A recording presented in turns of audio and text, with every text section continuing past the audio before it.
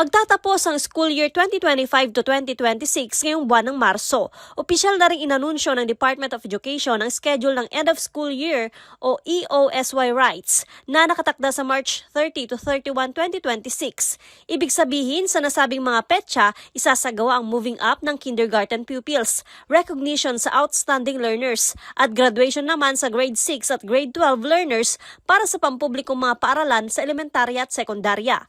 Kasalukuyan ng pag-iensayo ng kindergarten pupil sa North Central School sa San Fernando City, La Union. Umaga ng March 30 ang kanilang moving up. Nasusundan naman ng recognition sa hapon.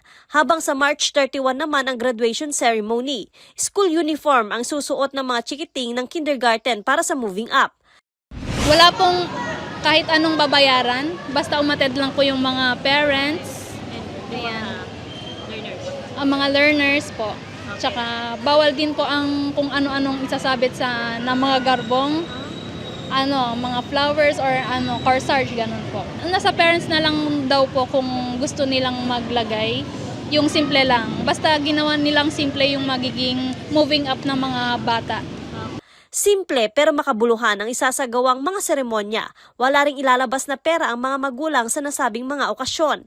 Pagdating ng kanilang end of school year ceremonies, ang pinili po namin ay yung kanilang uniform. Kasi po, kapag maggagamit po sila ng toga or yung ating supply is magkukos na naman ng additional na expenses. And sa mga graduates naman, hindi na po yung uniform na t-shirt na may logo. Plain white na lang po in preparation po ng kanilang pag-high school. Okay po. And when it comes sa program po, wala po kaming siningil sa aming mga parents. Manggagaling lang po sa aming school canteen, MOE, and of course, with the help of our PTA po. Ang nasabing mga alituntunin, pagsunod na rin sa pinapairal ng No Collection, No Solicitation Policy ng Department of Education na mahigpit na susundin ng Schools Division Office o SDO of City of San Fernando, La Union. Kung sakali umanong may ibabahaging donasyon na magbumula sa Parent Teachers Association, dapat mula ito sa mga nalikom na fundraisings at hindi sa solicitations.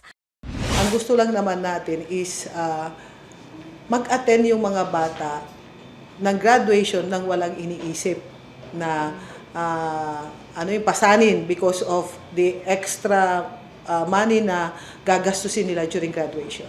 Number one dyan kasi tamang pagpaplano ng ating mga school heads. Kasi may allotted budget dyan out of MOOE. Kung naiplano na yan ng maaga, ay hindi na sila gagastos pa ng additional. Ang ibig ko sabihin doon is kung ano yung allotted budget, doon lang sila maglalaro. Doon lang dapat, wag na nilang sobrahan. So kung may extrang mangyayari dyan, like yung toga, kasi hindi naman required yan, at hindi kakayanin ng budget, wag na silang magtoga. Bukas din umano ang SDO City of San Fernando, La Union sa anumang reklamo kaugnay sa No Collection Policy. Joanne Punsoy, Balitang, Solid North.